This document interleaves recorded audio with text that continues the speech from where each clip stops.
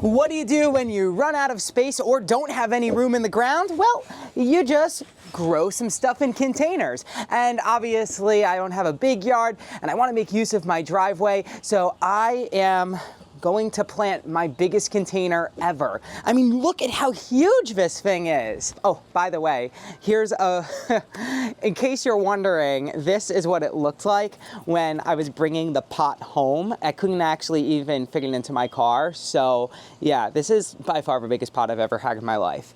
Right now it's pretty lightweight, but it won't be if I fill this up with soil. So I'm gonna give you some tips about how to keep big containers lightweight, because the whole point of container gardening is being able to move it. I also want to share some secrets that honestly I didn't know about containers. Like, for example, all of my life I learned obviously that drainage is very important in a container.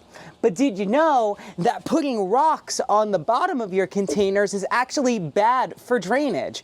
I learned this in a hydrology class in college, and it honestly just was an existential crisis for me, because all of my life, all of my gardening life, I had been putting rocks in the bottom of the containers so that way the soil doesn't come out of the holes. But the problem is that when you put rocks on the bottom of a container, it creates what's called a perched water table. So water kind of reacts differently when there's a different material for it to cross under, which means that it's going from this nice porous soil to now a different texture with the rocks, and it pools above the rocks. So what you end up with are wet roots that eventually could cause rot. I, do have some containers with some rocks on the bottom and it's fine, but I just wanted to let you know, that rocks are not actually what you want to do under a container. So what I usually do is I just put plain old dirt on the bottom of a container. Now, do you notice a problem with this container, other than it being way too gigantic? The problem with this container is it has no holes in it, so I'm gonna grab my drill, I'm gonna put some holes on the bottom of this container, the more the merrier, and instead of filling it up with straight up soil, because this container is really, really big, I am going to grab another container. This is my trick.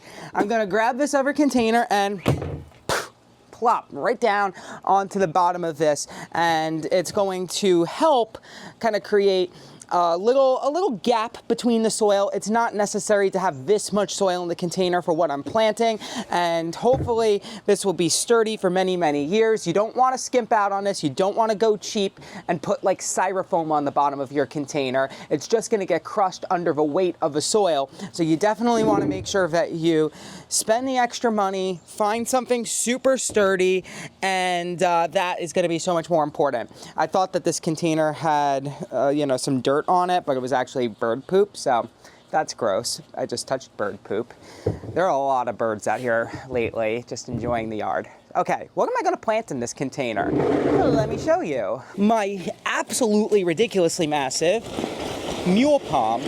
Now, mule palms are super special to me because they're a cold hardy palm tree. It's a hybrid between queen palm trees and pindo palm trees, and it kind of looks like a coconut palm, right? So this has survived many, many cold spells, lots of snow even. I keep it outside until it's about 20 degrees, and then I put it into my garage. So I do want it to be in a container that's big enough for, it to fit in, but I don't want it to be so big that I can't move it. So that's why I'm hoping that by having this container inside the container, it's gonna keep it from getting super heavy. So I'm gonna post a YouTube short video that shows the whole process of how I do this.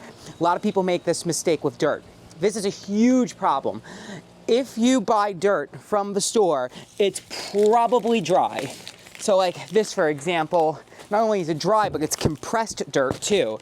So you have to hydrate the soil in a different container, ideally, before you put it in your main container. So I will put the dirt in the nursery pot, let it get saturated with water, and by doing this, you're going to allow the dirt to expand to its true volume. And you don't want to put dry dirt in a soil with a plant, because the plant is literally just going to float like a buoy, because the plant is wet and it's a different density than the dry dirt, so it just like sloshes around.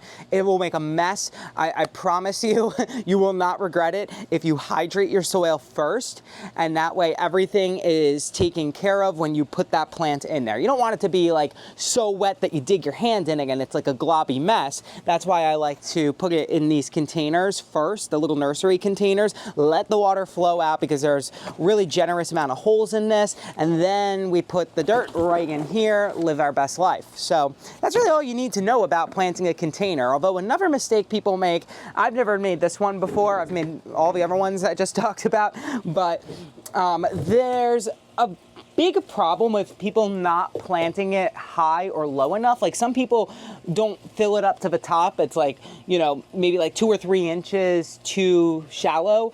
And some people fill the dirt all the way up to the top, and both are a problem, because if you fill the dirt all the way up to the top of the pot, there's nowhere for water to kind of like chill out before it seeps in.